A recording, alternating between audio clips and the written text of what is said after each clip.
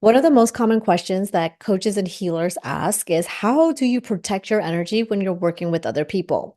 So, if you're somebody who's in the wellness profession, whether you're a coach, you're a healer, you're a nurse, you're a doula, you're a therapist, you're somebody who generally works in the healing arts profession, and you're somebody who finds yourself absorbing other people's problems, their situation, you feel like you're taking it into your body and it's impacting your mood, your energy, and now you carry it with you and you're getting very, very caught up in the moment with them, this conversation is for you. Now, I have a very short answer of how to protect your energy, and you're not going to like it because I know that you want me to tell you, hey, do this hand gesture, and then it's going to, give you the protection spell that you need, or repeat this affirmation, or say this in your head, or say, do this exact thing. The long story short is learn to regulate your nervous system.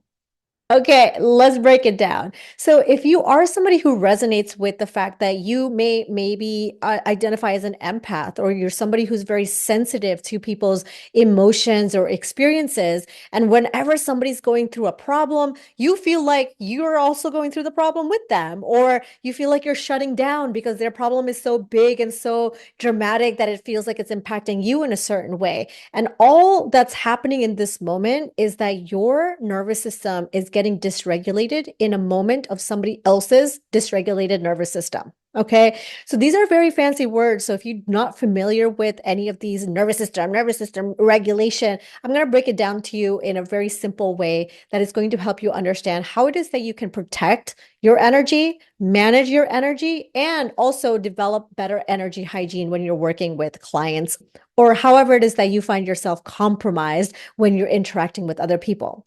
So, friends, I do have another episode on my podcast, The Playground, talking about how to protect your energy or how to draw boundaries as an empath. So, I'll make sure to link it some way, somehow.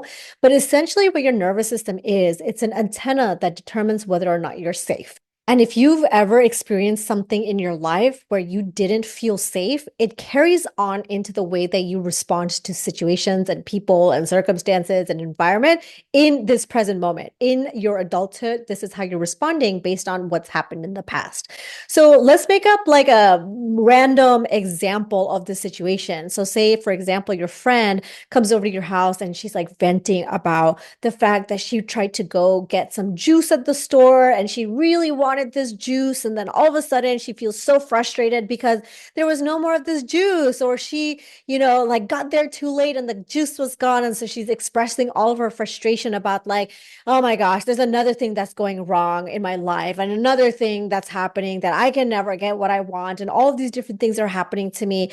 And all of a sudden, like, you're listening to your friend and you're starting to feel what they're feeling. You're feeling their frustration in your body. You're getting hot. You're getting heavy. Your stomach is starting to clench. Your heart is palpitating. Your breath is changing. Your throat is closing up. Your heat in the body is generating in a certain way. And you're starting to feel like you're in that moment of frustration with them. Like, even though logically this like juice situation is not a big deal, there's worse things that could happen in life. Like, she's going to get over it. You're going to get over it too. But just listening to her talk about this juice is making you feel some type of way in your body. So there's a nervous system activation that's happening in your body, even though you're not the one who's going through that situation. And a situation that's like not that dramatic, or I would argue that important, right? And so your physical body is having a response to that. Now, even if logically this is not your problem, this is not you who's experiencing a frustration about some freaking juice, it's not you who's going through this disappointment. There's a physiological response that your body's going through, probably because of something that you've experienced in your past. Okay. So let's break that down. And I'm making up this example, so just work with me here. Now, say, for example, in your childhood, there was a moment where your parents were arguing because your dad was supposed to bring home some juice, and then your mom all of a sudden started yelling at him because he didn't bring home the juice. He had one job and he didn't do that, and you as a child are not understanding why all this argument is happening, or why your mom is so frustrated or angry, and why all of this, shouting and yelling and door slamming is happening, and everybody's frustrated, and all of a sudden somebody's crying, and then they're not talking to each other all over some juice. And you as a child are not understanding the deeper reason of why the situation is happening.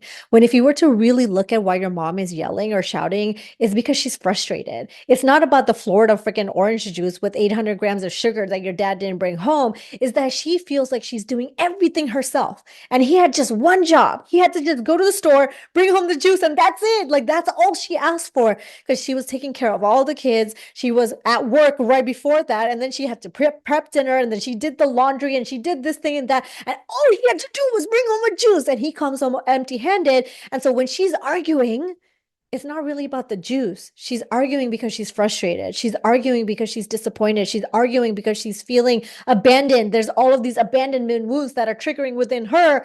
And you don't understand that because you're a child. You don't understand. All you're seeing is the person that you love, your mom, and the person that you love, your dad, arguing for some juice reasons. It's like the juice, the frustration, the anger. You're not fully understanding why it happened. So from that moment, your body is going into a response, a reaction. It's saying, I'm going to clench. I'm going to hold on. I feel like I want to help my mom, but I don't know. Like, do I go make juice? Do I buy the juice myself? Should I go drive the car and like find the juice? Like, why is the juice so important? And your physical body doesn't understand that. Your baby brain does not understand that it's not about the juice. And now your dad is also getting frustrated and angry because he too was at work all day and he went to 2 stores to look for this dumb juice. It's like, can we make it tonight without having this juice? Will we survive? Is this a life or death situation? So he went to 2 stores. He didn't see it. And so he decided the best course of action was to not waste more time going to more stores and spend driving around town like looking for this damn juice.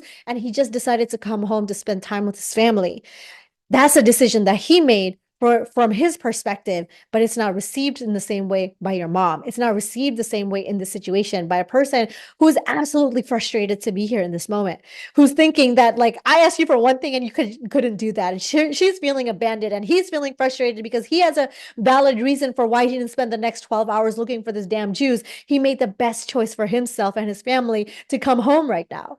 Now, let's take a deep breath. Now, this is what happens when you're absorbing other people's situations.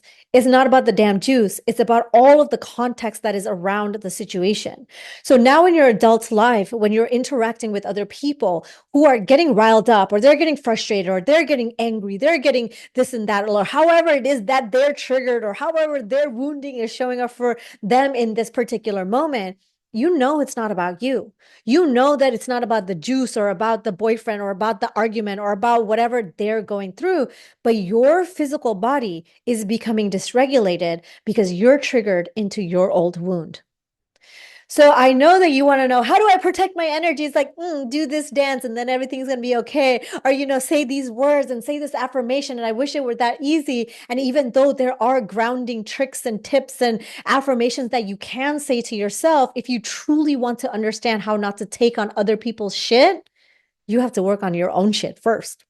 And that's the hard answer.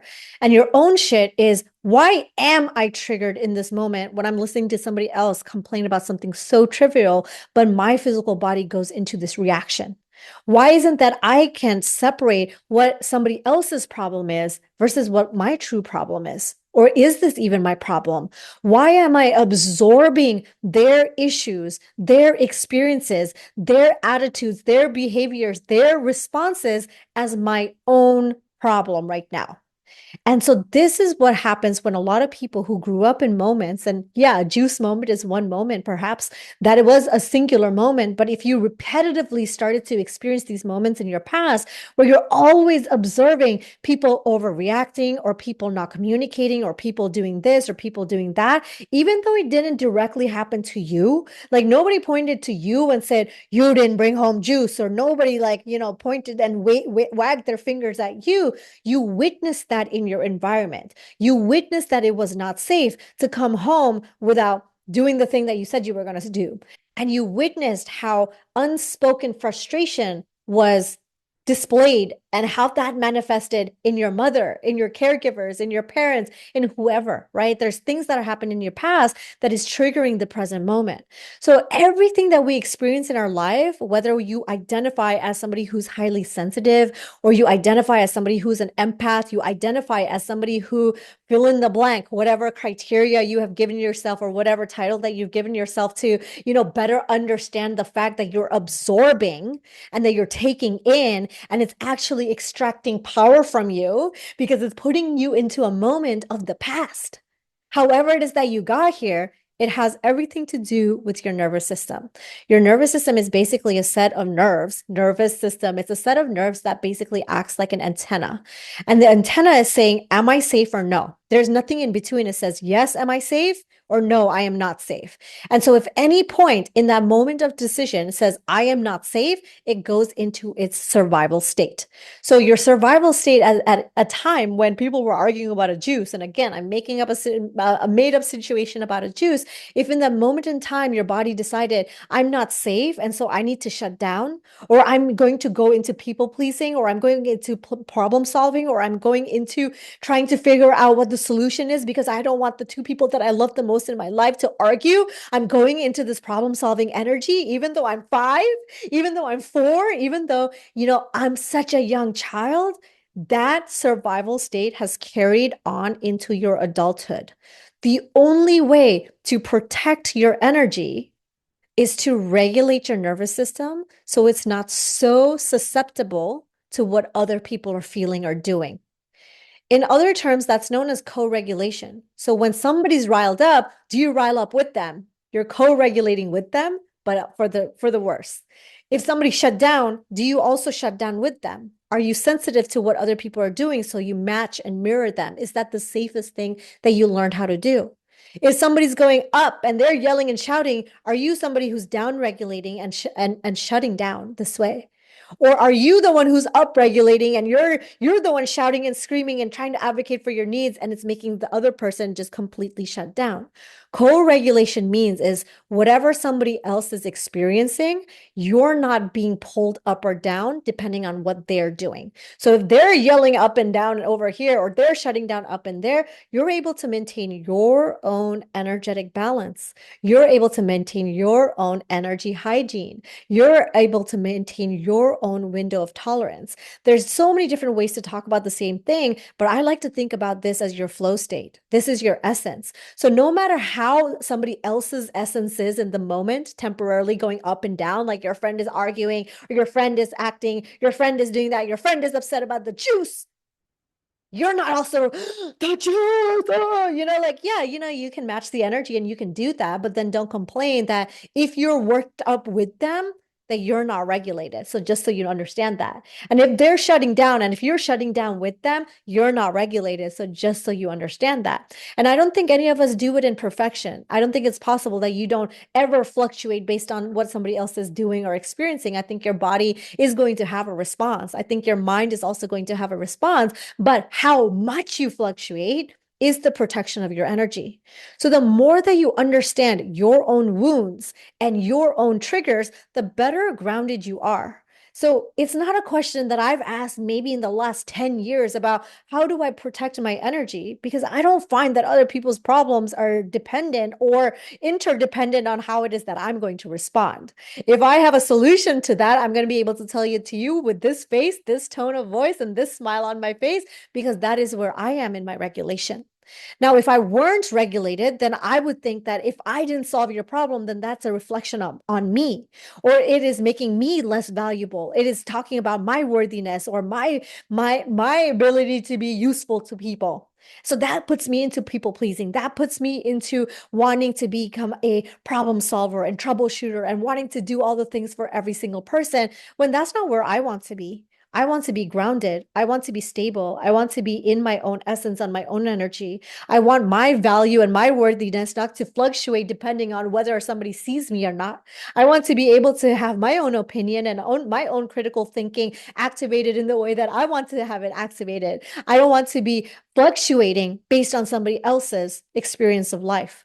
So if I'm hanging around with people And let's say these are just people you're hanging around with. They're not necessarily your clients or people that you're, you know, engaging in a container where you're trying to support them or help them in a certain way. Let's just say these are your friends, these are your family, these are the people that are in your day to day, these are your coworkers, these are your collaborators, these are your partners in, you know, in life that you're interacting with. Now, if all of these people are always fluctuating up and down and up and down and up and down and up and down and up and down, of course, that's also going to make you go up and down, up and down, up and down. No matter how grounded or stable you are, you still have a range of tolerance, right? Like there is, you're not perfect to the point where it's like nothing bothers me and nothing makes me do anything outside of myself. Like it's like, yeah, if people were yelling and shouting all the time, then perhaps you're also just like getting frustrated when if it were just you wouldn't really be frustrated about the juice. You really just wouldn't. You would get a different drink. You know, you would drink water. You would be okay. Like, but they because they're frustrated, you're leaning into that frustration with them. So this is a practice of separating what is yours and what is theirs. And for people who have experienced wounding in their childhood, which is all of us, as I speak this quietly into the microphone, all of us experience some kind of wounding in our childhood, and not for the lack of like somebody like trying to maliciously wound us or trying to tell us this thing or that thing. Your energy is going to fluctuate in a different way depending on the wounds that you experienced as a child. So if in your childhood you always experience people overreacting or underreacting or reacting in a way that they were saying one thing, but they really meant to say a different thing in the situation that I just drew for you. It's like your mom was just frustrated. It wasn't about the juice. Like, it's not about the juice, you know, it's not about the damn juice. It's about feeling like you're doing everything by yourself. It's feeling like triggering her own abandonment wounds, feeling like she's doing all of this by herself. There's a different frustration, but you as a child didn't understand that. But now subconsciously, you're carrying that frustration, that energy of frustration with you. So because you don't want other people to frustrate your friend who's frustrated about the juice, you don't fully understand, even though logically you understand, but you don't fully understand. It's not about the damn juice. It's not about the juice. She's not really mad about the juice. She's frustrated because many things didn't go her way this month, this week, this day. You know, she didn't find parking and she didn't do this. And then all of a sudden she had to pay this bill. And then and then she got rejected a thing that she wanted to do. And that is just like emotionally a lot. And so this juice was just the last straw. You know, it's not life or death, but it was just like, it was just the moment. It's like, you know, like that line you have to wait in after you already had a long day. It's like, even if it's like two people in front of you in line, it's just more frustrating. So the frustration is not really about the juice, but your subconscious is taking you back into the moment where you experience the people that you love experience so much turmoil or chaos or frustration from something that was just not even really the problem at hand. It wasn't about the juice. Now, if you look at it that way and you're just like, oh, that's why I'm so triggered by people who are frustrated. Because it happened to my family members, because it happened to my mother, and it happened to my father. That's why I'm triggered. You're now better aware. You're now better positioned in a position. You're better positioned in a position to understand how and why your nervous system is dysregulating. Okay. So a dysregulated nervous system isn't always just like, oh, so much thing is happening and it's so chaotic and I'm so dysregulated. Sometimes it is that way, but it's these subtle moments in time where you're interacting with people or you're taking on people's trauma when you never went through this trauma before. But why is it that you're making it your own? Why is it that you're making it physiologically play out in your physical body? So your body is trying to come up with the solution, it's coming up with the reasons, it's coming up with all the things to pacify the person. Because perhaps you grew up in a moment or in an environment where you had to pacify other people's traumas all the time. And you didn't understand that these were traumas, but perhaps you had caregivers who were always projecting their shit onto you, or they were not necessarily able to take care of themselves, so that you had to emotionally parent them, or you had to physically parent them, or you were the oldest child taking care of other siblings and you were literally 6 years old, and that felt like a lot of responsibility, and you were always the caretaker, you were always all these different things. And so it becomes less about how do I protect my energy and more so about how do I heal my shit. How do I heal my codependency? How do I heal my people pleasing or self-doubt or my problem solving energy? How is it that I can keep myself grounded in this moment? So yeah, you could do a breathing technique I wrote an entire book. It's called Breathe. There's 33 breathing techniques in there that you can learn for mood, energy, inner healing, grounding, for sleep. Yeah, you could do those. I recommend that. But if you want long-term sustainable protection of your energy, which is really the concept of energy transference, the concept of energy hygiene, if you really want to do that in a sustainable long-term way, you have to learn to regulate your nervous system. This is where the emotions process. This is where your triggers process. This is where how you react versus respond. Reaction is temporary. It's out of survival. It's like, response is the breath, is the calm, cool, collected, even when there's chaos, even when there's all these different things, even when your friend is so frustrated about this juice she didn't get. And in your head, you're thinking, okay, but in your body, you're like, oh, I'm also riled up. This is the most, I cannot believe that they said the juice was going to be here and it wasn't. And now I'm frustrated too because I know what it's like when I want something and I don't get it. And now you're in the moment with them. When you separate, when you ground, you have to step back to say, this is not mine. I can be empathetic and not absorb. I can be compassionate and not make it mine. I can have my boundaries if I'm actually not available for a longer version of this conversation. I can have the boundaries, and people who love me will understand that for me.